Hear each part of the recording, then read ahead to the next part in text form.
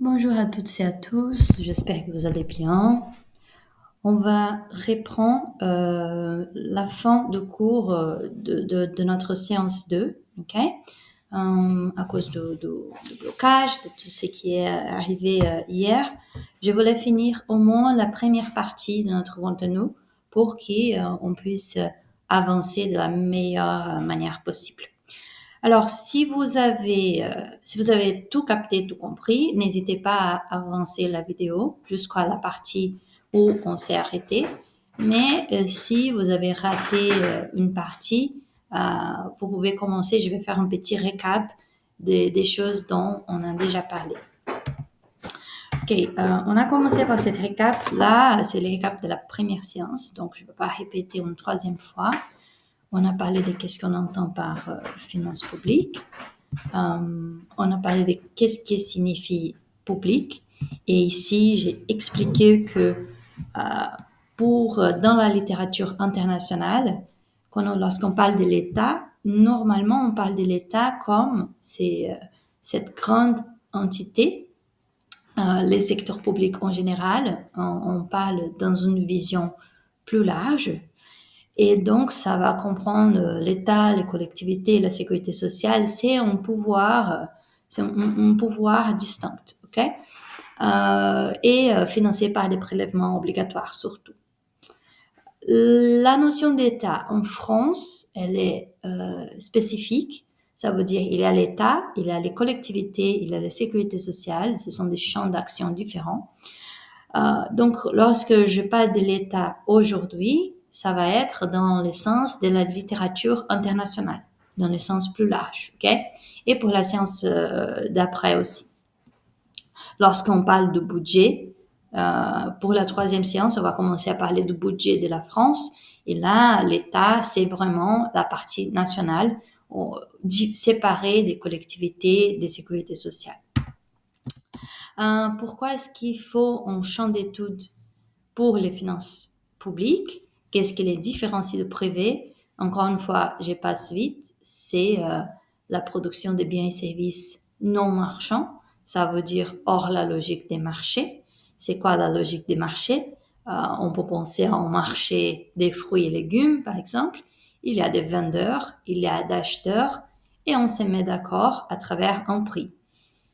Théoriquement, il y aura un prix au travers un prix selon lequel les vendeurs sont prêts à vendre les produits et les acheteurs sont prêts à acheter les produits. Donc voilà, ça c'est la logique du marché, des acheteurs, des vendeurs, un prix des marchés. Okay? Si là, ça marche pour certains biens et services, mais dans certains secteurs, comme on va voir aujourd'hui, la logique des marchés ne marche pas très bien. Et c'est une des principales justifications pour l'intervention de l'État dans l'économie.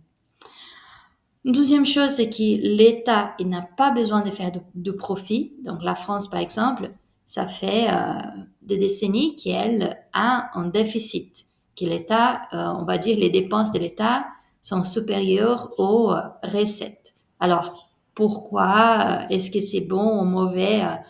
Ça, c'est pas nécessairement mauvais, mais l'idée, c'est qu'en fait, si une entreprise, elle a un résultat négatif pendant 20 ans, bah, elle va déclarer faillite. Une entreprise ne peut pas juste avoir un résultat négatif, moins de recettes que des dépenses pendant 20 ans.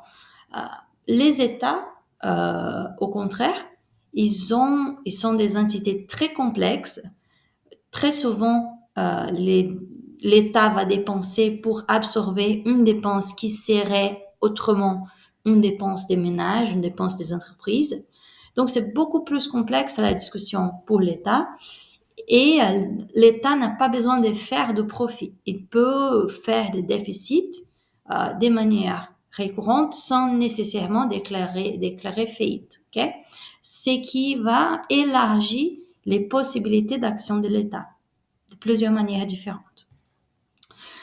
L'État va poursuivre des objectifs multiples, ça veut dire Lorsqu'on vote une loi des finances, lorsqu'on vote un budget, qu'est-ce qu'on va dépenser, de qui on va collecter de l'argent, etc. Il y a plusieurs demandes et on doit faire répondre à différentes demandes. Il y a les demandes des retraités, les demandes de la population à faible revenu, les demandes des professeurs, des étudiants, des entrepreneurs. Enfin, il y a tout un tas les agents, les agences les agents extérieurs, les banques. Il y a différents groupes d'intérêt et qui vont essayer d'influencer les décisions de l'État. Okay?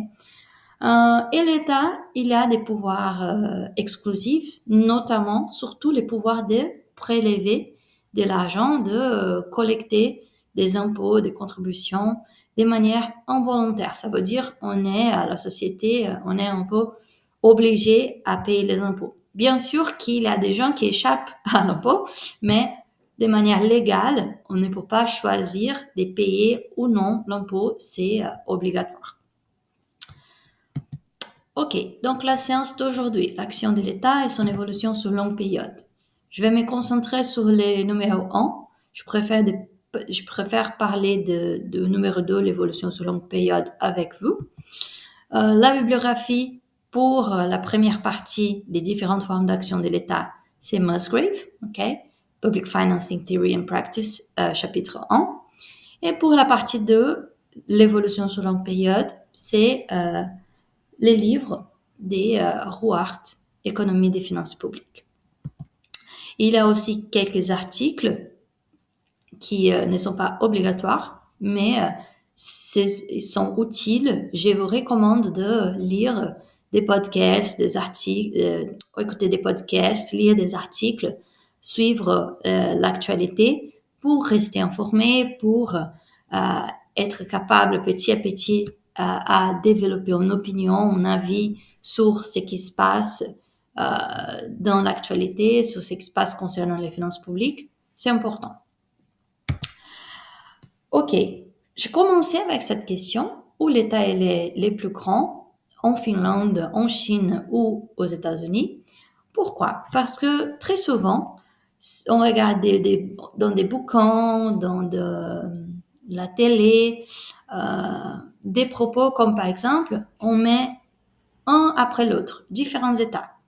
La Finlande, la France, les États-Unis et puis les Pays-Bas, l'Allemagne, on met un graphique avec tous les pays, un à côté de l'autre. Normalement, c'est un graphique concernant, par exemple, les dépenses publiques ou les taux de prélèvement d'impôts, quelque chose comme ça. Et on va dire, écoute, les dépenses publiques par rapport au PIB sont beaucoup plus élevées en Finlande et en France qu'en Allemagne, aux Pays-Bas, par exemple. Par conséquent, l'État en Finlande, en France, il est très interventionniste. L'État, il est très grand. Et ça, c'est une vision très, très réductionniste, ok? Ça, ce n'est pas du tout une bonne lecture de la chose. Il y a différentes formes d'intervention de l'État. Certaines formes vont apparaître dans les statistiques des dépenses publiques, de prélèvements d'impôts, etc., beaucoup plus facilement que d'autres types d'intervention. Ici, c'est un exemple de graphique que je voulais montrer. Donc voilà, dépenses publiques, ça c'est ce sont des statistiques du Fonds monétaire international. Et on voit la Chine dépense 33% de son PIB, a dépensé 33% de son PIB en 2022 contre 53% pour la Finlande, 36% pour les États-Unis. D'abord, on ne va pas rentrer dans les sujets, mais déjà, parler des dépenses publiques par rapport au PIB, c'est une lecture très problématique parce que les dépenses publiques, les PIB, ne devraient pas forcément ne sont pas forcément des choses comparables. Mais bon, bref, on passe ça. On voit que la Finlande, effectivement, les niveaux des dépenses, il est plus élevé qu'en Chine aux États-Unis. Et là, on va dire, ok, la Finlande, l'État finlandais, il est assez grand pour certaines personnes, trop grand. Sauf que, si on regarde par exemple le nombre d'entreprises publiques. On voit que la Chine, elle a un nombre d'entreprises, un nombre d'employés 1000 fois, littéralement 1000 fois supérieur aux statistiques de la Finlande. Ça veut dire, si on prend l'État comme un agent qui intervient dans l'économie, un État producteur, là, la Chine, l'État chinois, il est beaucoup plus large que la Finlande, par exemple. Et ce type de choses, ça va pas forcément rentrer dans des statistiques des dépenses publiques. OK? Pourquoi? Parce que, bon, chaque pays a une règle, mais je parle de la règle de la France qui nous aide à comprendre les choses. Les dépenses publiques, on s'intéresse aux dépenses publiques pour s'intéresser aux actions. Ce qui compte ici, ce sont des actions, des politiques qui vont être financées par les prélèvements obligatoires. Les impôts, les contributions, les taxes, ce qui est prélevé par l'État au sens large. Ça veut dire, si on finance quelque chose à travers les prélèvements obligatoires, je vais parler des impôts pour faire simple, là, ce sont des dépenses, ça c'est un argent public, et donc ce sont des dépenses publiques. Okay? Des choses qui vont être financées par l'argent public, on va les compter comme dépenses publiques. En gros, ça c'est en gros ce qui se passe ici. Sauf que par exemple, les entreprises de l'État, il y a une grande partie des entreprises de l'État qui ne sont pas financées par des impôts. OK? Il y a par exemple, on a des entreprises d'énergie qui sont publiques, mais elles sont financées parce que les gens payent les factures d'énergie, parce que les entreprises, les ménages payent ces factures. Là, c'est une activité marchande, c'est une activité des marchés. L'entreprise, elle est publique, mais elle vend un service et elle a un prix, elle charge, elle facture pour ça. Ça veut dire les recettes de cette entreprise ne viennent pas des impôts, viennent du prix, de valeur que les ménages, les entreprises ont payé. Comme par exemple, moi, je paye Total, ok? Ça, c'est une activité marchande. Un autre exemple, la SNCF, la RATP, elle va vendre des tickets. C'est une entreprise publique, mais une fois qu'elle vend des tickets de train, des billets de train, et les gens payent, ça ce n'est pas un impôt, ok? Et voilà, donc c'est un revenu qui ne vient pas d'impôt, donc ça ne va pas rentrer forcément dans la statistique des dépenses publiques, parce que c'est pas un argent public. La règle en France, c'est que si une entreprise publique a plus de 50% de ses revenus qui viennent des activités marchandes, ça veut dire on vend quelque chose à un prix, les gens payent. Donc là, elle ne va pas être considérée comme une APU, une administration publique, et donc ça rentre pas normalement dans la statistique de dépenses publiques.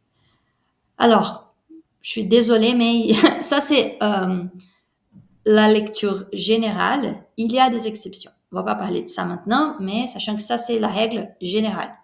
Et la RATP, par exemple, elle était pendant très longtemps dans ces cas-là où plus de 50% de ses revenus venaient de l'activité marchande, donc elle n'était pas considérée comme une entreprise publique, mais en 2024, elle est revenue au champ des administrations publiques. Bon, bref, on passe. Vous avez compris?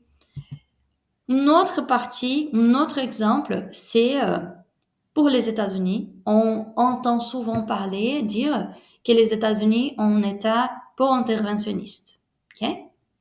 Et là, j'ai expliqué, je ne vais pas réexpliquer, mais si on prend par exemple la crise de 2008, qui a commencé lorsque les banques, les fonds d'investissement, mais surtout les banques ont commencé à prêter des énormes sommes d'argent pour des prêts hypothécaires, et ces dettes-là permettaient aux banques de transformer, de créer des actifs qui vendaient dans les marchés financiers. et il faisait des milliards, des millions, voire des milliards de dollars en profit, parfois avec des opérations frauduleuses. Bref, pendant très très longtemps avant la crise de 2008, les banques et les fonds d'investissement, les institutions financières aux États-Unis ont fait ils étaient très bien, ils faisaient beaucoup d'argent avec ces opérations basées sur la dette hypothécaire.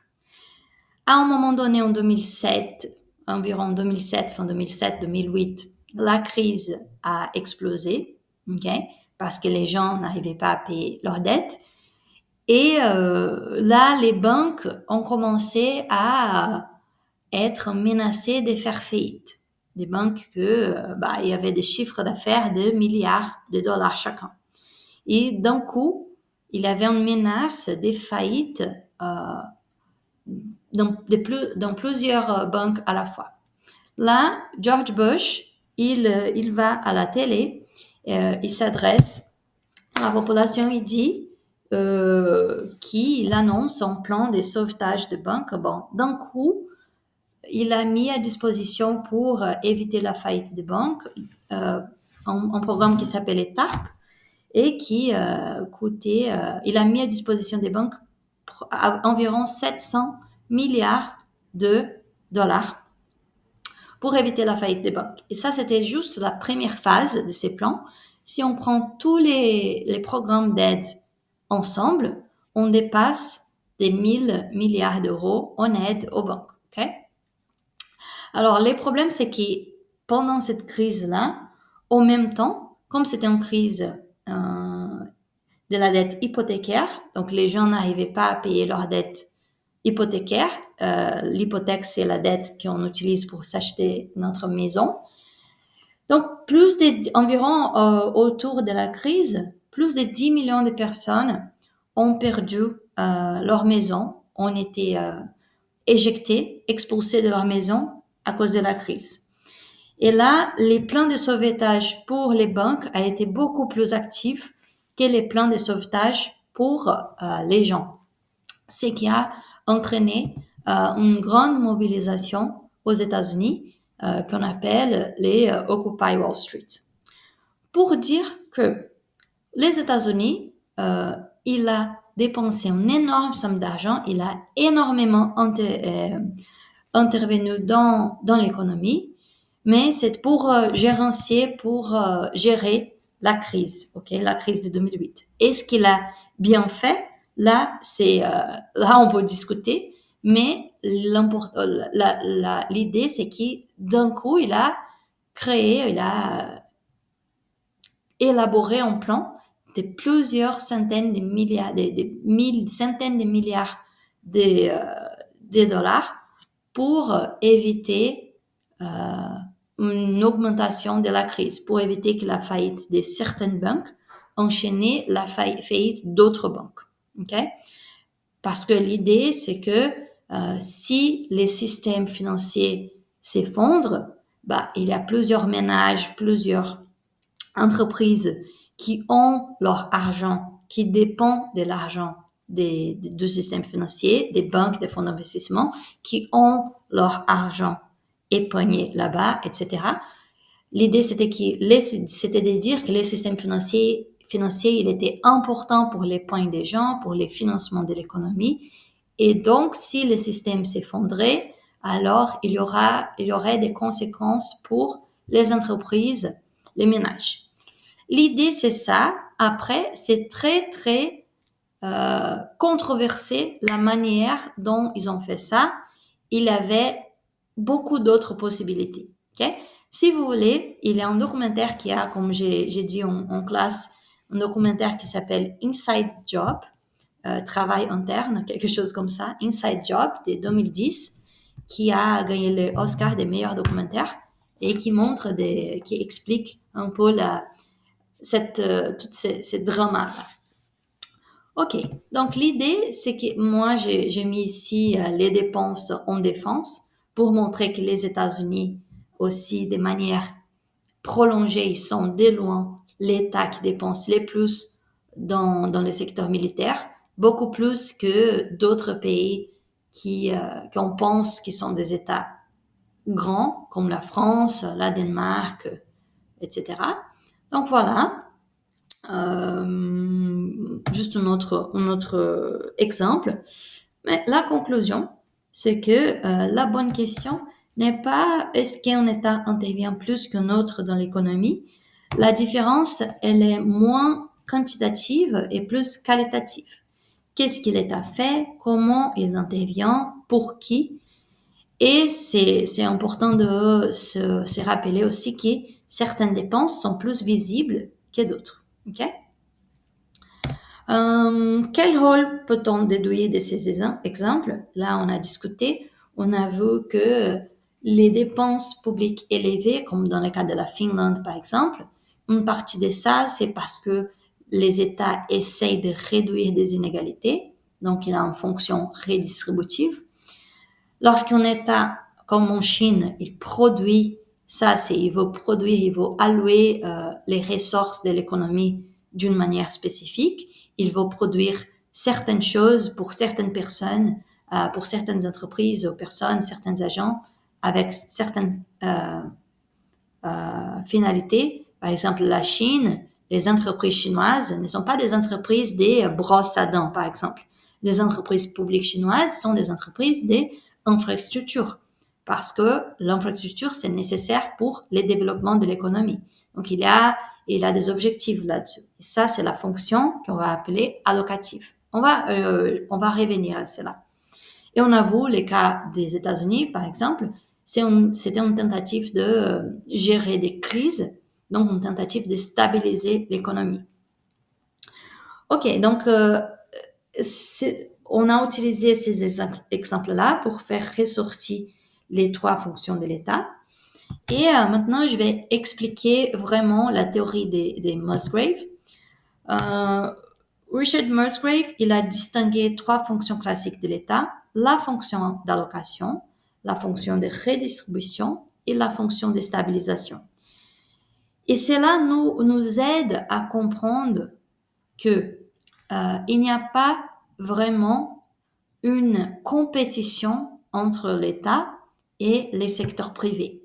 Cette idée qu'un État grand, il va réprimer les privés, c'est une lecture très superficielle.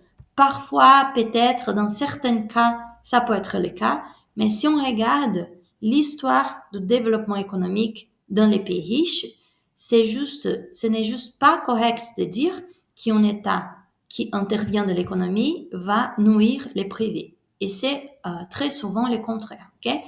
Donc, lui, il va parler de l'intervention de l'État, pas dans un sens idéologique, l'État doit intervenir parce que c'est mieux et point.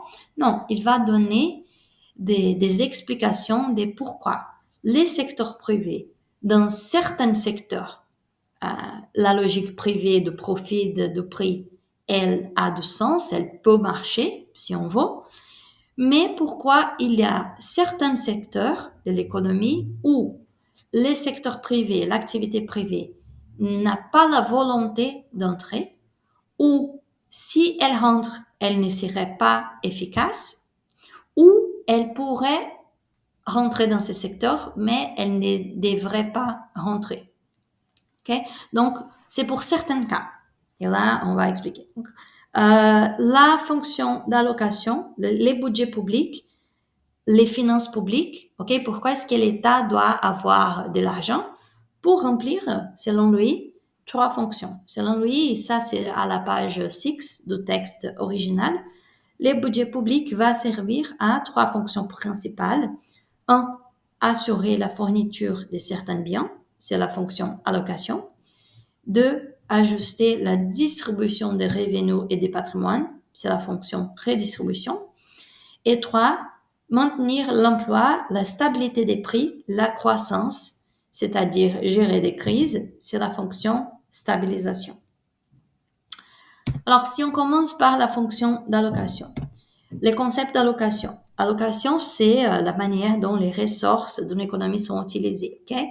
Comment est-ce qu'on utilise, on peut penser aux matières premières, au travail, comment est-ce qu'on utilise les ressources qu'est-ce qu'on va produire, par qui, donc qui va produire, et pour qui, donc comment on distribue ce qui a été produit.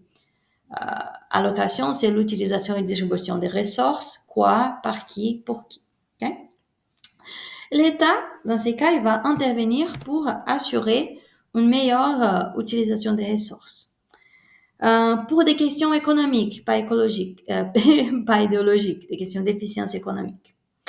Ce qu'il va expliquer, c'est que normalement, on ne va pas voir l'État impliqué dans la production des chaussures ou dans la production des sandwichs, par exemple. On va voir l'État impliqué dans la production des biens comme l'énergie, l'infrastructure, la santé. Et ça n'est pas au hasard.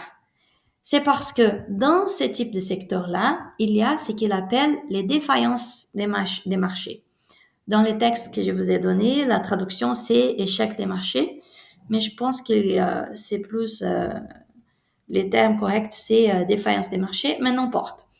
Les défaillances des marchés, ce sont les raisons pour lesquelles les privés, dans certains secteurs, ne produiraient pas assez ou ne distribueraient pas de manière juste ce qui a été produit. Okay? La distribution par les privés serait inefficace ou injuste. Ce sont les secteurs où la logique des marchés, elle ne marche pas très bien. Il y a des failles dans la logique des marchés.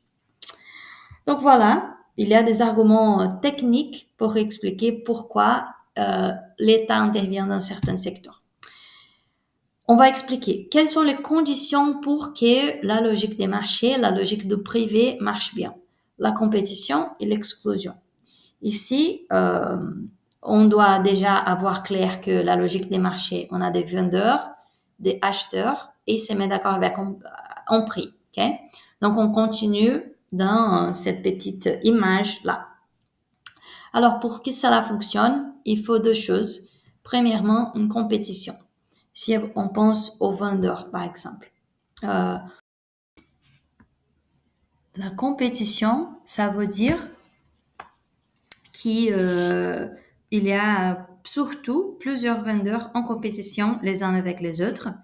Le marché n'est pas dominé par une seule personne, un seul agent qui vend quelque chose. Pourquoi? Parce que si on pense quel est le contraire de la compétition, c'est les monopoles ou l'oligopole. C'est quand une entreprise ou quelques entreprises vont dominer un marché. Et là, on peut penser qu'il y a des problèmes. Par exemple, un prix des monopoles, il est beaucoup plus élevé qu'un prix de compétition, normalement. Parce que si je domine les marchés, je peux mettre un peu les prix, les prix que je veux, un prix que je juge important parce que j'ai pas de compétition, j'ai pas de menaces qui les consommateurs vont acheter auprès de notre vendeur. Okay? Donc l'idée c'est que si on a des monopoles, on a un prix beaucoup plus élevé qui c'est qui est les prix qu'on dit les prix justes et donc c'est pas une situation optimale. Par conséquent, la compétition elle est considérée comme nécessaire pour le bon fonctionnement de la logique des marchés, pour qu'on puisse avoir un prix juste. Mais l'autre chose, c'est le principe de l'exclusion. L'idée, c'est que les privés fonctionnent par les principes de l'exclusion. On doit pouvoir exclure des gens. Okay? Les privés ne marchent pas, n'est pas efficace si on ne peut pas discriminer les gens, si on ne peut pas séparer qui a payé les prix et qui n'a pas payé les prix. Un exemple bête, c'est si on pense à un sandwich par exemple. On a une boulangerie et la boulangerie vend des sandwichs, mais elle ne peut pas exclure les gens. Ça veut dire il y a des gens qui vont à la boulangerie, qui payent les prix, qui s'achètent un sandwich, ok. Mais il y a d'autres personnes qui vont à la boulangerie, qui prennent ce sandwich, qui ne payent pas les prix, et qui mangent les sandwichs et qui ont le droit de manger les sandwichs de la même manière. Là, bien évidemment, ça va pas marcher. Pourquoi? Parce que si la boulangerie ne peut pas exclure les gens qui n'ont pas payé, alors pourquoi est-ce que quelqu'un payerait les prix?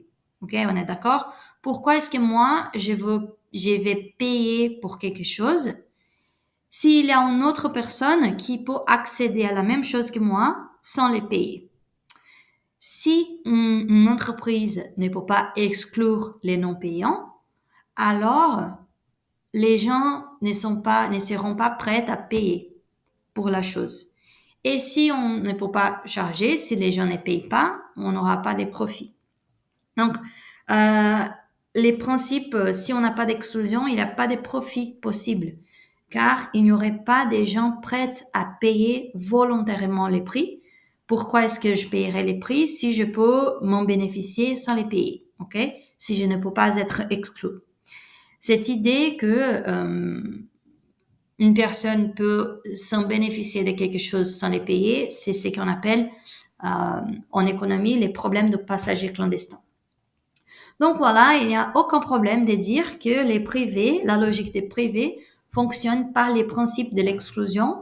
On doit pouvoir exclure les non-payants, sinon on va pas faire de profit. On ne vend pas à un prix, on ne peut pas faire de profit. Ça, bon, ça semble un peu logique, ok? Mais le résultat, c'est que les privés ne marchent pas dans certains cas où on ne peut pas exclure les gens, où on ne peut pas avoir de la compétition. Ok? Dans la vraie vie, la logique des marchés ne marche pas pour certains biens et services que dans les textes de Musgrave, il appelle les biens sociaux. Alors, il y a trois cas, il y aurait trois types d'activités au moins où c'est les cas. Pas d'exclusion, pas de profit. Il y a ici des exemples de domaines où les marchés ne marcheraient pas de façon optimale. La première, c'est la question, les premiers exemples, c'est la question des biens publics. Voilà, ça, c'est où vraiment on ne peut pas, on n'arrive pas à exclure les non-payants. C'est impossible ou c'est pas pratique, c'est inviable de mettre un prix et d'exclure les non-payants. Par exemple, les services publics essentiels, ok? Les biens publics comme la justice, la police, la défense nationale.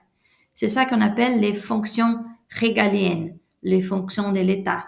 C'est la justice, la défense, la police, l'administration. Ce sont les fonctions qui sont apparues en première dans l'histoire. Qu'est-ce que l'État fait? Les premières fonctions, ce sont ça, les fonctions régaliennes. Alors, ça, c'est intéressant, ok? Pourquoi est-ce que, par exemple, dans les cas de la défense, on ne peut pas exclure les gens? Une fois fourni, les biens, il est accessible à tous. La sécurité sociale nationale, la défense, par exemple. On ne peut pas dire que si vous payez les prix, on va vous protéger. Si vous ne payez pas les prix, on ne vous protège pas. Une fois qu'on empêche une bombe de tomber sur le territoire français, cela bénéficie à tout le monde. On ne peut pas exclure ceux qui n'ont pas payé. Donc, comment est-ce que les privés, par exemple, fonctionneraient si la défense, la sécurité sociale était assurée par les privés? Parce qu'elle pourrait pas, cette entreprise ne pourrait pas exclure les gens, ok?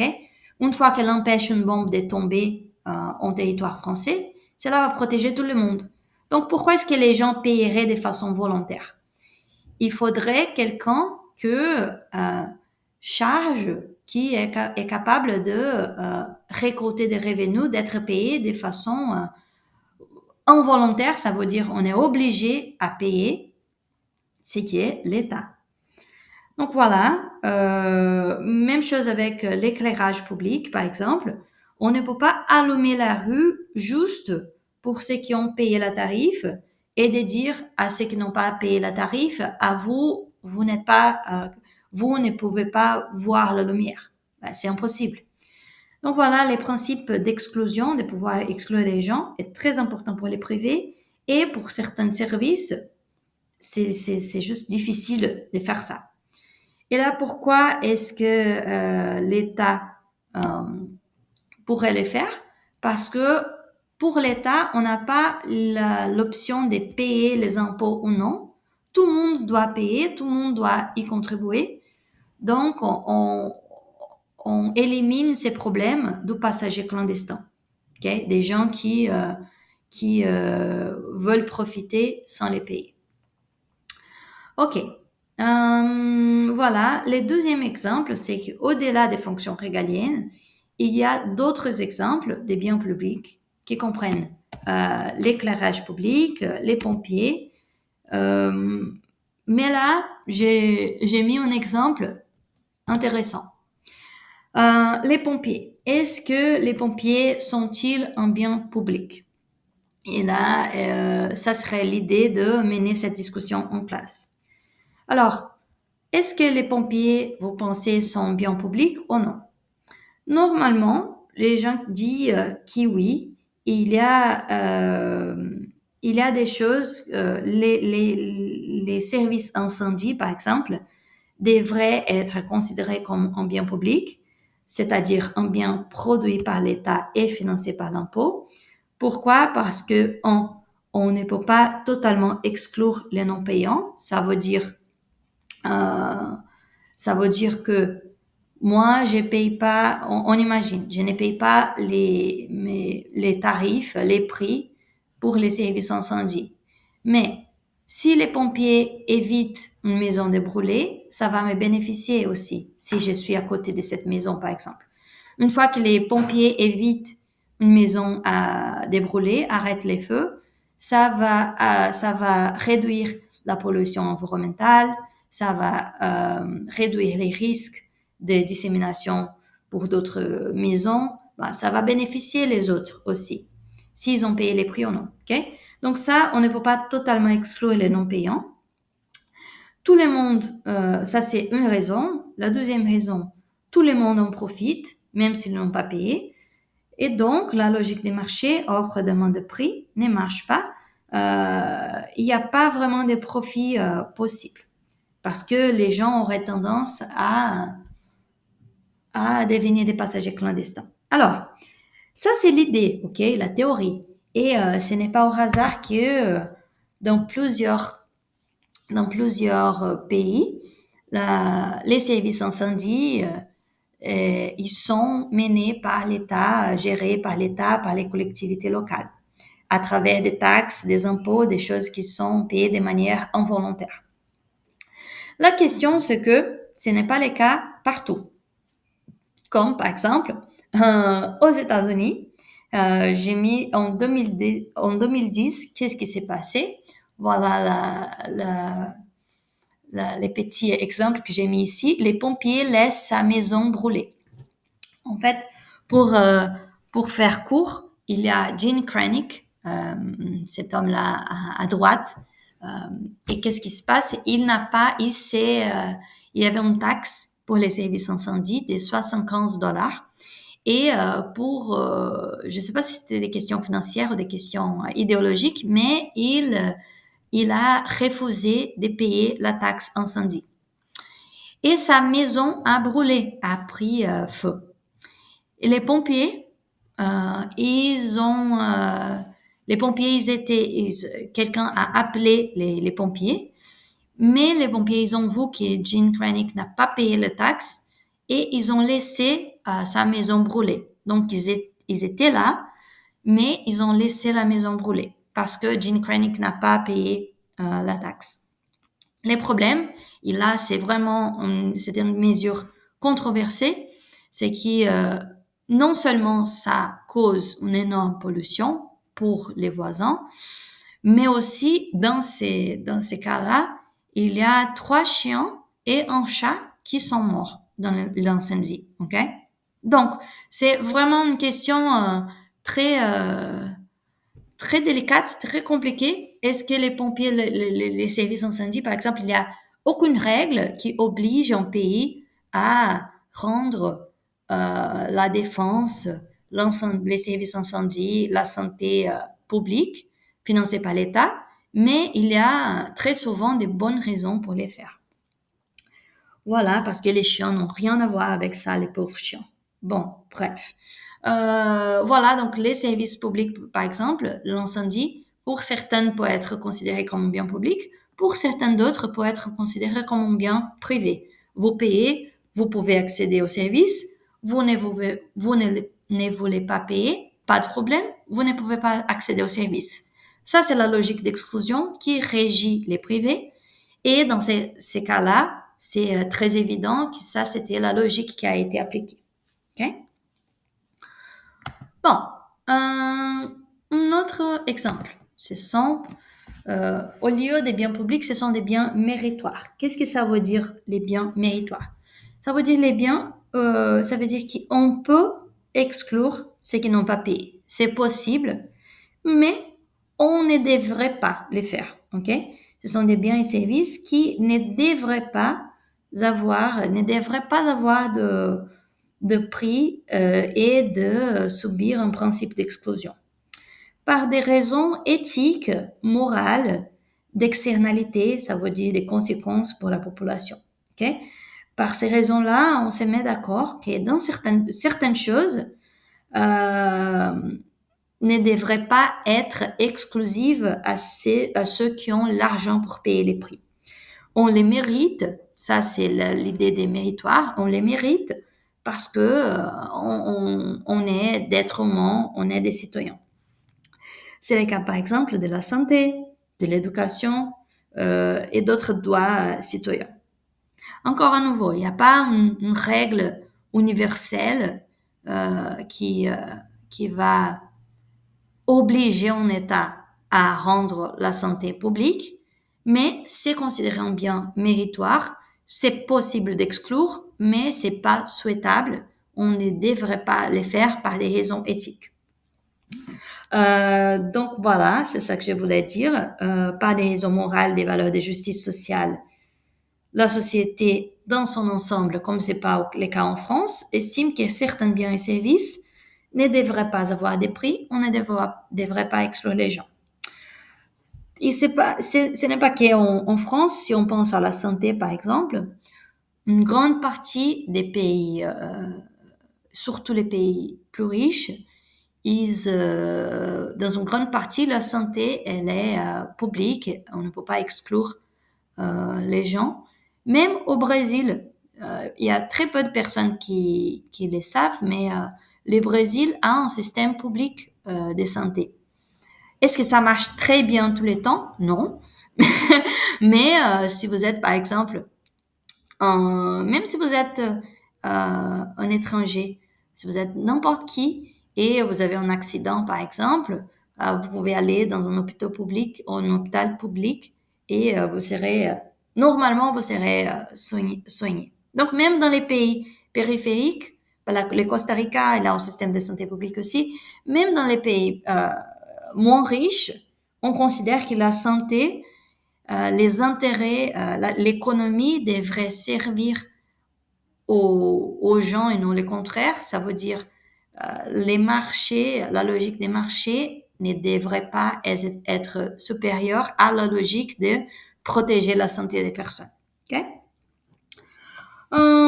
Donc, tac, pour 1 et 2, ici, la question était l'exclusion. Le principe de l'exclusion, on ne devrait pas, on ne peut pas exclure les non-payants. Pour la troisième question, c'est la question de la compétition. Okay? Donc, on a vu que les marchés fonctionnent sur les principes de l'exclusion et de la compétition. Et ce qu'on appelle les monopoles naturels, là, il y a une question d'exclusion, mais le problème central, c'est surtout la compétition. Il y a des secteurs où il n'y a pas trop de compétition possible. Okay? Ce sont des secteurs qui sont naturellement des monopoles. Et c'est pour ça qu'on les appelle monopoles naturels. Il fallait alors éviter un monopole privé dans certains secteurs qui sont très importants. Donc, ça veut dire, en gros, il y a certains secteurs comme ça, c'est surtout les cas des infrastructures.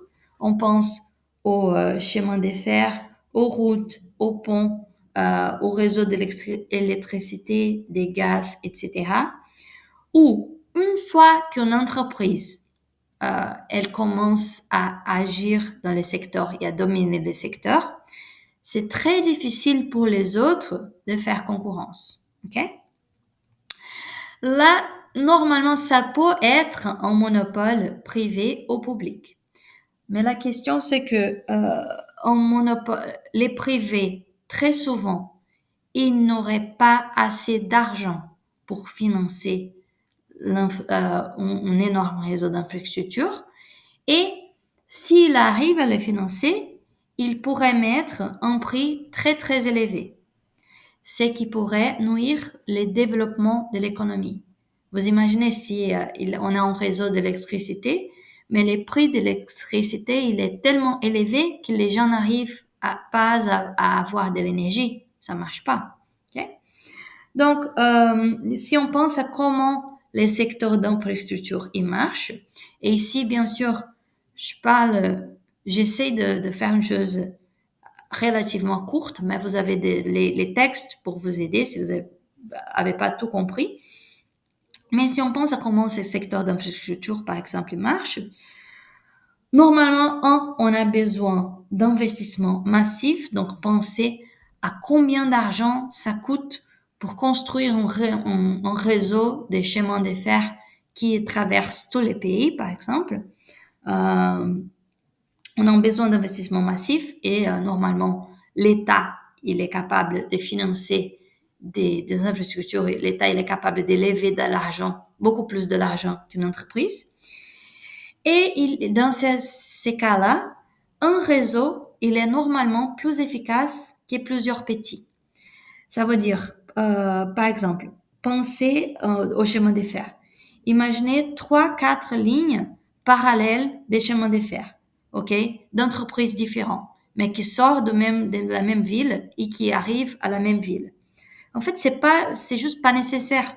Il n'y a pas de demande pour 4 chemins de fer, 4 lignes de chemins de fer différentes d'entreprises différentes, ok, reliant les mêmes villes. Donc, c'est hyper cher et pas nécessaire du tout. Il n'y a pas de demande pour cela. Une seule infrastructure suffit. Donc, c'est ça qu'on appelle des secteurs de monopole naturel. Plusieurs petites entreprises, plusieurs petits systèmes, ils coûteraient trop cher et ce ne serait pas nécessaire. Ce serait inefficace. Voilà, ça c'est une défaillance des marchés où la compétition, en fait, elle va gaspiller des ressources de manière très importante. On a tendance à ne pas avoir beaucoup d'acheteurs et beaucoup de vendeurs et on a tendance à avoir des prix de monopole, des prix élevés. Parce qu'une fois qu'une entreprise arrive à fournir un réseau des chemins de fer, par exemple, c'est très difficile pour d'autres entreprises de rentrer dans ces secteurs, de leur faire concurrence, parce qu'il n'y a pas assez de demandes pour ça, parce que c'est cher. Bon, ça, ce n'est pas un secteur exclusif. Ce n'est pas un problème exclusif des infrastructures. Mais dans le cas des infrastructures, c'est très, très visible. Okay? Voilà, on ne veut pas un prix trop élevé, on ne veut pas 3 réseaux de chemins de fer parallèles, 5 usines nucléaires une à côté de l'autre, ça n'a pas de sens. Donc l'État, ça c'est un monopole naturel, et là on considère que l'État, il peut avoir les monopoles, ça fait du sens que l'État il rentre dans ces secteurs et c'est lui qui va avoir la propriété du chemin de fer, des ponts, du réseau d'électricité, parce que comme ça, il peut mettre un prix qu'il considère juste, parce que l'État ne peut pas faire de profit. Il peut organiser les réseaux d'une telle sorte que cela profite à l'ensemble de la population, au développement économique. Bon, ça, c'est l'idéal, la théorie. Alors, voilà, l'État peut corriger ces défaillances. Voilà. L'État peut corriger, l'idée c'est que l'État va corriger ces défaillances des marchés, car il peut financer des larges infrastructures.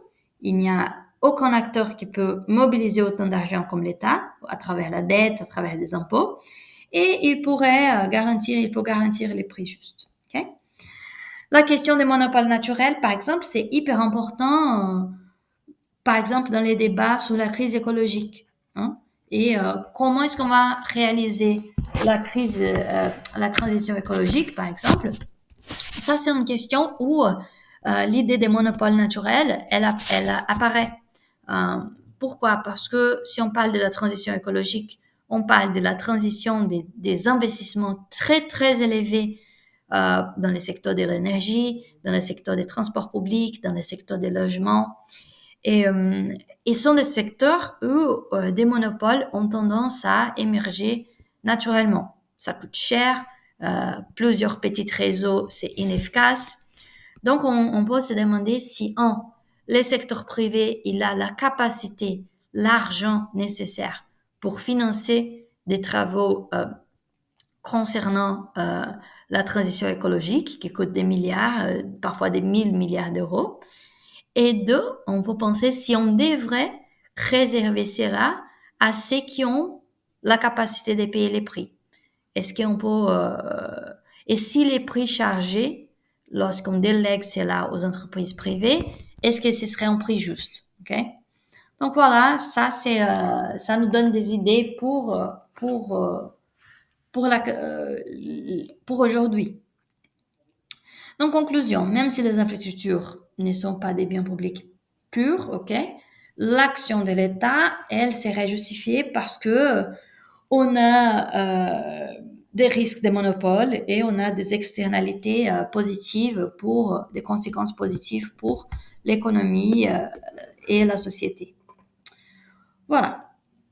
Ça, c'est les récaps. Pour Musgrave, l'État doit intervenir par nature, parce que c'est comme à cause de la nature, de comment le secteur fonctionne. C'est le cas des biens publics, c'est le cas de monopole naturel, ou par principe. C'est le cas des biens méritoires. Et si, pourquoi? Parce que l'État, il peut financer cela par l'impôt, ok? Il peut financer cela, les gens sont obligés à contribuer au service. Elles n'ont pas l'option de ne pas payer ou de payer ou ne pas payer. Donc, en finançant par l'impôt et sans avoir l'obligation de faire de profit, l'État serait capable de résoudre plusieurs problèmes liés aux défaillances des marchés. Pour les biens publics, on oblige tout le monde à les payer. On élimine les problèmes des non-payants, de passagers clandestins, des gens qui ne veulent pas payer mais veulent profiter quand même. Pour les biens méritoires, on permet aux gens d'y accéder aux services même s'ils n'ont pas l'argent pour les payer. Ça élimine les problèmes de la justice sociale.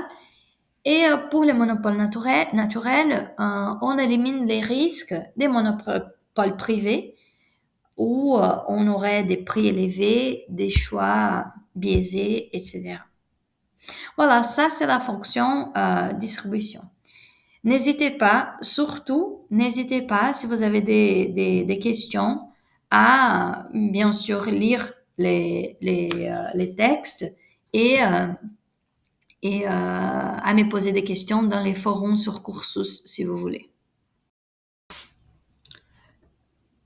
La prochaine partie, elle sera plus petite, ok, pour la fonction redistribution et la fonction stabilisation. Donc la fonction redistribution, qu'est-ce que c'est les concepts de redistribution? Il se peut que la distribution existante des ressources de l'économie ne soit pas considérée comme juste par la population. Okay? Ça, c'est une question très, très actuelle aujourd'hui. Voilà ce que je viens de dire. Par exemple, ici, c'est un graphique très étonnant, très actuel, publié par l'OSCE, qui parle des parties de la richesse mondiale qui est contrôlée par les 50% les plus pauvres dans le monde. Donc, la partie, la moitié la plus pauvre dans le monde. Donc, ici, on a environ 4 milliards de personnes. Et la partie de la richesse mondiale détenue par les top 0,001% les plus riches. Donc les 0,0001% les plus riches. Okay? Et ce qu'on peut observer, c'est que, en fait, la partie de la moitié la plus pauvre, la partie de la richesse du monde qui appartient à la moitié la plus pauvre, elle est inférieure, beaucoup inférieure à ce qui est détenu par quelques individus les plus riches de la planète. Ici, on a, je répète, 4 milliards de personnes. Ici, on a quelques individus. Donc, on est dans et cela augmente. Regardez comme, en fait, depuis la crise de 2008, cela a augmenté. OK? Cela augmente de façon progressive, cet écart, cette inégalité. Donc, on vit aujourd'hui dans un moment en termes d'inégalité sociale qui est très, très important. Et lorsqu'on dit, par exemple, ah oui, on n'a pas l'argent suffisant pour financer les systèmes de santé, on n'a pas de santé pour tous, on n'a pas d'argent pour financer l'éducation nationale, on n'a pas d'argent pour financer ceci, cela, la transition écologique. Bon, il faut savoir que oui, on a de l'argent, il y a plein d'argent dans l'économie, mais il est de plus en plus concentré. C'est pas moi que je dis, ce sont les données. Ok? Bon, donc voilà, on a ce problème d'inégalité très sévère aujourd'hui, et je suis en train d'essayer de passer mon diapo ici. Et voilà.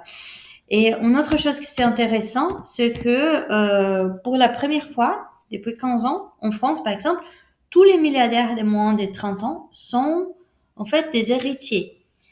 Qu'est-ce que ça montre? Ça montre non seulement que les inégalités existent, mais qu'elles ont tendance à rester, à s'accentuer. On a des mécanismes comme par exemple l'héritage, les marchés du travail. On a des mécanismes qui permettent la reproduction de ces inégalités à travers les temps. Ok?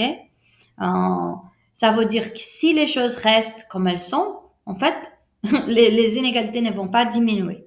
On n'ont pas tendance à diminuer. Voilà, et c'est pour ça que l'État, il va intervenir pour essayer de réduire des inégalités au sein de la société qui, pour une raison ou une autre, on ne considère pas juste. Il va établir une répartition moins inégalitaire des revenus, des patrimoines, etc.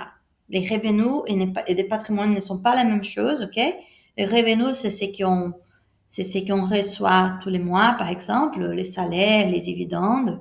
Les patrimoines, c'est ce qu'on a, nos maisons, nos entreprises, c'est en stock, et les revenus, c'est en flou. Et les inégalités des richesses, des patrimoines, elles sont encore plus importantes que les inégalités des richesses. Ok, donc redistribution, ça veut dire on va réorganiser, redistribuer une partie des ressources qui ont été allouées par les marchés et qui, sans aucune intervention externe, rien se passerait. Pour Musgrave, il y a différentes formes d'intervention pour réduire les inégalités, et tout se passe par les budgets, la politique budgétaire.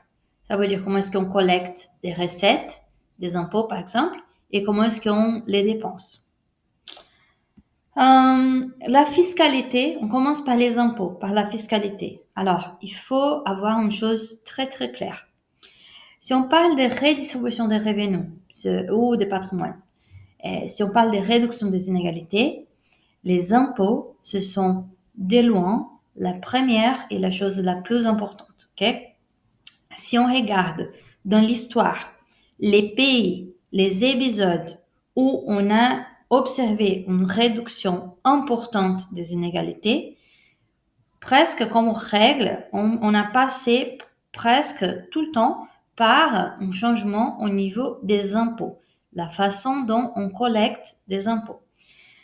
Normalement, dans les débats publics, on donne beaucoup d'importance aux allocations monétaires. Ça veut dire à l'argent que les gouvernements donnent, entre guillemets, aux plus pauvres. Okay? On parle ici de RSA, aide au logement, les allocations de la CAF, et pour certaines personnes, c'est un don que l'État fait aux plus pauvres, que ce n'est pas juste, etc. Bon, bref. On parle beaucoup d'allocations, de l'argent que l'État donne pour les plus pauvres. Alors, ce type d'argent-là, ces allocations, elles peuvent réduire les inégalités, oui, mais son effet, il est marginal. Ça veut dire, un RSA, par exemple. On pense, un RSA, un bénéfice de 500 euros, 1000 euros, si on veut.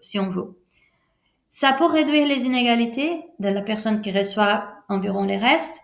Oui, en théorie, mais on va se mettre d'accord. Ce n'est pas 1000 euros par mois qui va nous rendre plus proches de Bernard Arnault. Non. Donc, vraiment, les impôts, ce sont la partie de la politique budgétaire qui a la capacité de mener des changements les plus structurels, les plus importants dans la redistribution des revenus. Il faut pas réduire son importance. Donc, le premier et plus important instrument, c'est la fiscalité, les impôts, surtout à travers une taxation progressive des plus riches. Ça veut dire, pour certaines personnes, elles payent 0% de revenus, d'autres personnes un peu plus riches payent 15% d'impôts sur les revenus, d'autres personnes encore plus riches payent 30%, et ainsi de suite. Okay? La logique, c'est on va collecter de l'argent des plus riches et pour les transférer après aux plus pauvres de différentes manières, soit à travers des allocations monétaires, soit à travers des services publics. Les systèmes fiscaux progressifs, ça veut dire, comme j'ai dit, que la charge de l'impôt, elle progresse au fur et à mesure et qu'on avance dans la pyramide des revenus. Et ici, j'avais les cas de la France pour vous montrer. Donc, comment l'État peut prendre des plus riches. Exemple, en France, l'impôt sur les revenus est de 0% si les revenus imposables, si les revenus, on va pour simplifier, si les revenus est inférieur à 960 euros par mois, des 11%, de 30%, blabla, jusqu'à 45% si les revenus de la personne est supérieur à 15 000 euros par mois. Ça, c'est un impôt progressif. Il y a une chose que je vais vous montrer la prochaine séance parce que c'est important, mais je veux vraiment m'assurer que vous avez bien compris. Si on dit que, par exemple, un taux d'impôt sur les revenus, comme en France, est de 45% sur les revenus, ça ne veut pas dire que la personne va payer 40% de son revenu en impôt. Ça ne veut pas du tout dire ça, ok? Je vais vous expliquer en live comment ça marche. Mais en fait, si la personne, elle est dans la tranche qui est obligée à payer 40% de son revenu en impôt, en fait, il y aura une partie de ces revenus qui sera imposable de 45%. Mais c'est qu'une partie. C'est que la partie la plus élevée de son revenu. Donc, elle va payer 0% dans une partie de son revenu, 11% pour une autre partie, 30% pour une autre partie, jusqu'à 45%, ok? Donc, si une personne, dans un exemple simple, si une personne fait 1 million d'euros en revenu et elle est imposable à 45%, ça ne veut pas dire qu'elle va payer 450 000 en impôts, ok? Pas du tout. Mais bon, de toute façon, ça progresse et si on charge un taux plus élevé des plus riches, normalement, on va être capable de redistribuer, de tirer, on va dire, de retirer un peu l'argent qui est au-dessus de la pyramide pour les redistribuer au reste de la pyramide des revenus. Ok, on peut penser que la situation actuelle, elle est mauvaise en termes d'inégalité, mais elle serait encore plus pire sans les impôts progressifs. Mais comme on sait, on a beaucoup de moyens aujourd'hui d'échapper aux impôts progressifs. Surtout, les plus riches, ils ont beaucoup plus de moyens d'artifices et de personnel qui les permet de échapper aux impôts. Ça, c'est un problème pour, on sait qui concerne les inégalités. OK. Deuxièmement, c'est allocation. OK. Allocation, surtout si elles sont financées de manière progressive, si elles sont financées par des impôts progressifs, ça aide aussi à réduire les inégalités. Les allocations, ce sont l'argent que l'État transfère à travers, comme j'ai dit, les RSA, les aides au logement, la CAF, aux plus pauvres. Ou à ceux qui sont en situation des précarités dans un certain sens. OK. Et troisièmement, une autre chose, les gens parlent beaucoup des allocations, on parle moins des impôts et moins de la capacité des services publics aussi de réduire les inégalités. Aussi, je répète, s'ils sont financés de manière progressive, à travers des impôts progressifs, on va les services publics permettent décroître les inégalités. On pense par exemple les systèmes de santé. Okay? Une personne qui est en situation précaire, si elle reçoit une allocation de 600 euros, par exemple, elle n'est pas capable de payer par une santé privée, une éducation privée, un logement privé, les transports privés et de se nourrir, etc. Ça veut dire que lorsqu'on a des services qui sont publics, non seulement cela augmente les inégalités dans le sens du social, ça veut dire lorsqu'on a un système de santé publique, par exemple, si je suis pauvre, je suis là. Si je suis en situation précaire, je suis là. Si je suis riche, je suis au même endroit. Je vais recevoir les mêmes types de services dans la même qualité. Il n'y a pas de discrimination. Okay? Lorsqu'on va en hôpital public, par exemple, les gens ne regardent pas notre fiche de paie pour savoir s'ils vont offrir un mieux service ou un pire service selon ce qu'on a la capacité de payer. Ce n'est pas comme ça que ça marche. Donc, au niveau, on va dire, plus de la sociologie, ça augmente l'inégalité, ça augmente l'égalité entre les personnes et ça augmente l'égalité dans le sens économique du terme aussi, parce que les services comme l'éducation, la santé, les logements, etc., les transports, ils sont très, très chers. Okay? Surtout pour ceux qui sont en situation de précarité. Donc, une fois qu'ils sont offerts de manière publique, cela permet aux gens d'avoir beaucoup plus de revenus disponibles.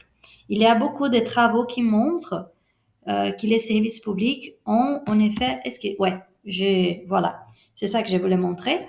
Ça, c'est un article, vous pouvez le lire. Je pense que c'est parmi les articles que j'ai recommandés. Et que la redistribution provient avant tout des transferts en nature. Donc, en France, par exemple, ce sont les transferts en nature, in-kind provision, c'est comme on dit en anglais. Ce sont les transferts en nature, c'est la santé, l'éducation en nature parce qu'on on va rendre les services en soi et pas l'argent, ok?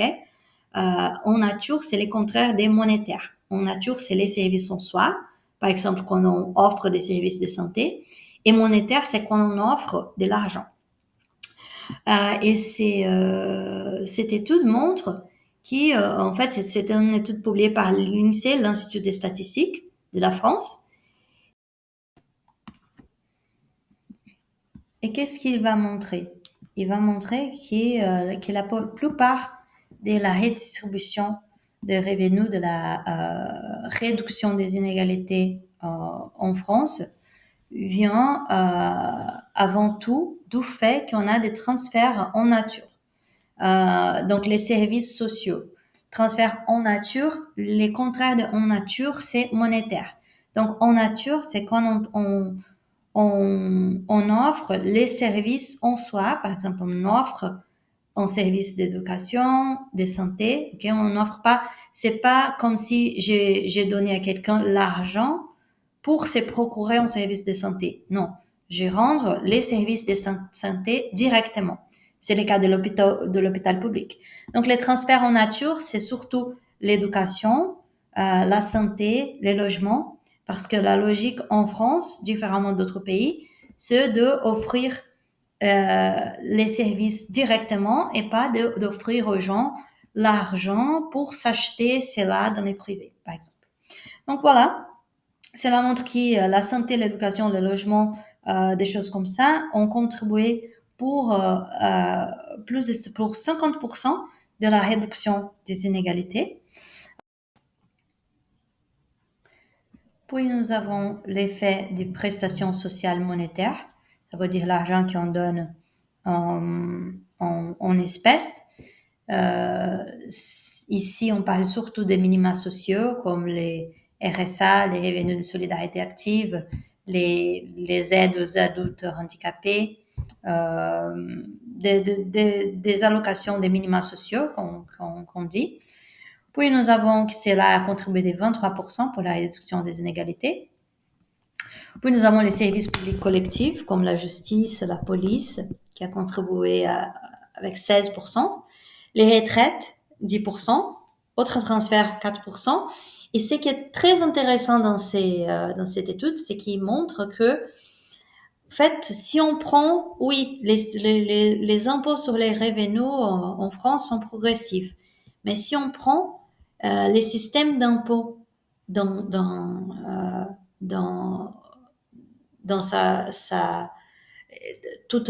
tout compris, et là, en effet, pas des réductions, mais des accroissements des inégalités, d'augmentation des inégalités. Et pourquoi? Parce que comme on a vu à la première séance, il y a différentes raisons. Mais par exemple, la principale source de revenus pour l'État, c'est quoi? C'était la TVA, la taxe sur la valeur ajoutée, qui est un impôt en fait qui n'est pas progressif, les pauvres payent une partie de son revenu plus important en TVA que les plus riches. Parce que les TVA, c'est les mêmes impôts, hein, c'est la même quantité d'impôts qu'on doit payer. N'importe si on consomme les mêmes produits, n'importe si on est plus pauvre ou si on est de la classe moyenne ou si on est plus aisé. Il y a des dispositifs dans les TVA pour essayer de les faire moins régressifs. Mais de toute façon, ce qui est intéressant dans cette étude, c'est qu'il montre que si on prend les prélèvements, la manière dont on prélève l'argent, on mène des prélèvements obligatoires en France, tout compris, les impôts, mais aussi les taxes, les cotisations, etc., tout ce qu'on doit payer en prélèvement obligatoire, en fait, ça, c'est régressif, ce n'est pas progressif. Les plus pauvres, ils payent une partie de son revenu en impôt qui est plus élevée que la partie des plus riches. Ce qui, en vrai, ça m'étonne pas. Mais on va parler des impôts, des systèmes d'impôts après. On va pour vous montrer l'importance des transferts en nature. Je vous invite à lire cet article. Il est là dans les diapos pour vous expliquer un peu mieux comment ça marche. Pour finir, la fonction stabilisation. Ça veut dire que l'État peut intervenir, c'est peut-être la plus controversée parce que qu'est-ce que ça veut dire stabiliser l'économie? Comment est-ce qu'on va, par exemple, garantir la réduction du chômage, garantir les plans d'emploi, garantir qu'on va réduire la pauvreté? Il y a différents moyens de les faire. Okay? Comme on a vu, les États-Unis, par exemple, lorsqu'ils ont décidé de dépenser des milliers et des milliards d'euros, de dollars pour sauver les banques, la rhétorique, c'était que cela allait aider aux ménages, allait réduire le chômage, allait réduire la pauvreté. Parce que cela allait permettre à l'économie de survivre et aux entreprises de se financer, etc. Bon, est-ce que à quel point ce serait plus utile d'aider les entreprises et les ménages directement et pas les banques? Ça, c'est une question. Mais bon, ça c'est peut-être la plus controversée. Il y a différentes manières de le faire. Mais l'idée, c'est que l'État peut intervenir pour stabiliser l'économie et réduire les impacts néfastes des crises. Parce que la crise, c'est une règle dans le capitalisme. Hein. Le capitalisme, il est fait des crises. On a eu des crises, on a des crises, on va avoir des crises. Et c'est comme ça que le capitalisme fonctionne. Et c'était montré par plusieurs études. Et quels sont les objectifs que ça peut être que ça peut avoir la fonction stabilisation? Normalement, l'idée pour Musgrave, c'est que l'État va intervenir pour essayer de soutenir la croissance et réduire le chômage, lutter contre l'inflation, lutter contre l'augmentation de la pauvreté. Euh, voilà. Pour Musgrave, il y a au moins deux instruments d'intervention. D'un côté, il y a la politique budgétaire. Donc, l'État va, les impôts, les prélèvements, les recettes d'État et les dépenses. Donc, l'État va ajuster ses recettes, ok, les impôts, et va ajuster les dépenses, comme par exemple les investissements, pour essayer d'influencer l'économie. Par exemple, si on a une situation de crise, et l'État veut relancer la croissance et l'emploi. Dans ces cas-là, l'État peut tenter de faire quoi? De réduire les impôts, réduire ses recettes, parce que comme ça, les ménages et les entreprises auraient plus d'argent dans leur poche pour consommer davantage, pour embaucher davantage. Ça, c'est une possibilité. En réalité, si on a des crises comme Keynes a montré, les ménages, les entreprises ont peur et elles ont tendance à épargner davantage. Et c'est pour cela qu'il y aurait un autre volet de la politique budgétaire qui c'est aussi possible, c'est augmenter les dépenses, augmenter les investissements, surtout des entreprises publiques, okay? Comme dans les hôpitaux, les autoroutes, des infrastructures, n'importe quel type d'investissement public, ça pourrait relancer l'économie, augmenter l'emploi, augmenter les salaires, etc. De toute façon, l'espoir est d'avoir plus de demandes, plus de croissance, plus d'emplois. Pour finir, on a aussi la politique monétaire. Je ne veux pas rentrer beaucoup là-dessus parce que c'est un peu ça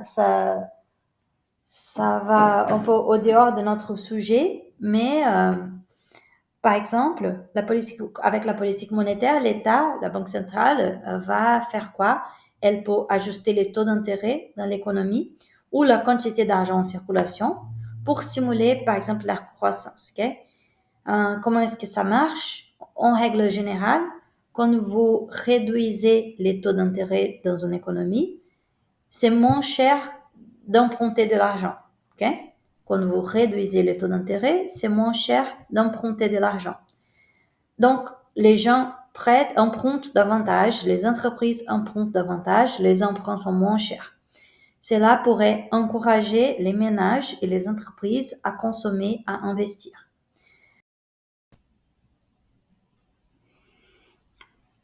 Ok, bon, juste pour finir avec cette partie, je pense que la fonction stabilisation, elle est hyper importante parce que si on parle, par exemple, de la dette publique, euh, elle était une fonction, comme on sait, le capitalisme moderne, il est connu pour des crises chaque fois plus récurrentes.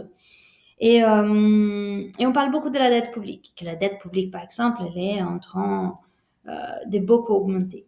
Si on regarde, et même les études montrent ça, que si on regarde les facteurs qui ont plus contribué à l'augmentation de la dette publique dans les pays riches au cours des dernières décennies, la fonction stabilisation, c'est-à-dire de essayer d'aider les entreprises, les banques, les ménages dans les temps de crise, cela a contribué le plus pour l'augmentation de la dette dans les pays plus riches et au cours des dernières décennies.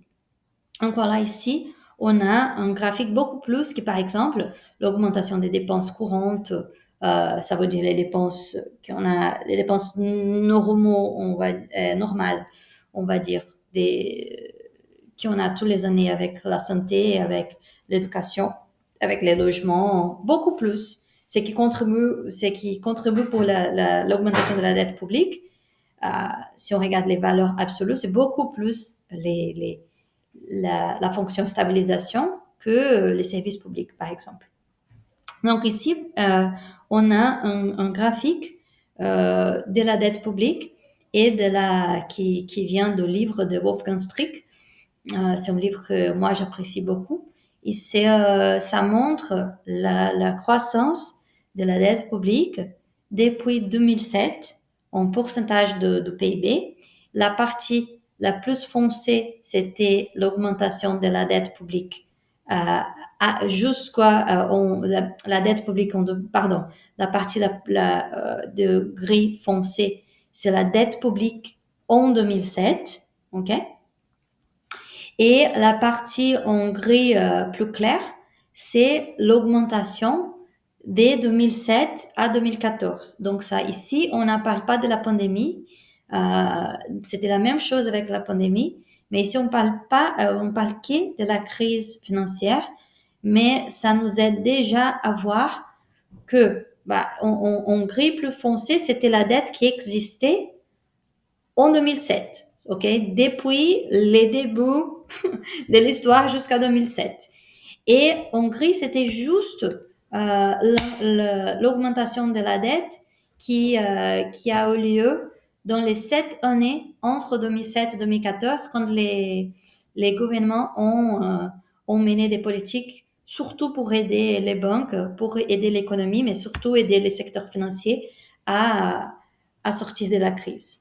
On voit que, par exemple, si on regarde le Royaume-Uni, UK, si on regarde même la France, si on regarde la Grèce, dans les États-Unis, l'augmentation due à la dette publique, à la fonction stabilisation, elle est très, très importante. Il y a d'autres études que je peux vous montrer après dans la partie lorsqu'on parle de la dette publique en soi, mais il y a d'autres études pour la France, par exemple, qui montrent que si on démonte les causes des croissances de la dette publique en France, spécifiquement pendant les 50 dernières années, on va voir que la gestion des crises, les politiques liées à la gestion des crises, elles ont été de loin les facteurs qui ont le plus contribué pour l'augmentation de la dette publique.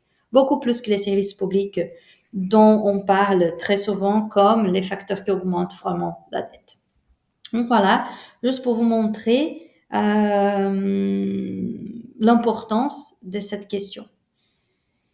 Et comparé à d'autres moments de l'histoire qu'on va voir bientôt, la différence est à quoi sert cette dette, okay? Comment est-ce que cette dette elle est utilisée, si elle a été vraiment capable de relancer l'économie ou pas.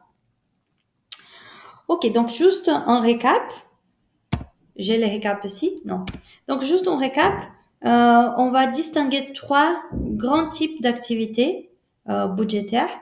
Pour Musgrave, la fourniture de certains biens et services, les biens sociaux, et ça, on a les biens publics, les biens méritoires, les monopoles naturels. Ça, c'est la fonction allocation. Une autre fonction de l'État serait ajuster la répartition des revenus et des richesses. Ça, c'est la fonction redistribution.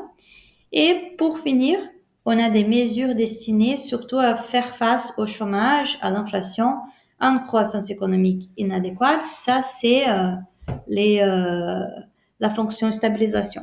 Et avec ces 3 fonctions, ce ne sont pas les 3 seules fonctions de l'État, mais avec ces 3 fonctions, on arrive à couvrir une partie très très large de ce qui explique l'activité de l'État et donc ce qui justifie l'existence des finances publiques aujourd'hui. Et donc voilà, c'est fini pour cette partie. Et dans la prochaine séance, je vais vous montrer comment peut-on observer vraiment l'évolution de ces fonctions publiques dans la vraie vie, dans le monde réel, à travers l'histoire. Bon, si vous avez des questions, n'hésitez pas à lire les chapitres et mais même si vous n'avez pas de questions, comme je vous ai expliqué en présentiel, en classe, c'est vraiment, je pense que c'est vraiment important pour notre formation, même qu'on a des étudiants, qu'on a des professeurs, toujours de lire, parce que quand on lit, on est capable d'écrire mieux, de transmettre mieux nos pensées. Et si vous avez encore des questions, il y a vous pouvez m'envoyer un message, mais je préfère que vous envoyez un message sur les forums des cursus, parce que comme ça tout le monde, parce que votre question, elle serait probablement la question de notre étudiant. Okay? Donc, priorisez les forums. Et je vous remercie et à bientôt.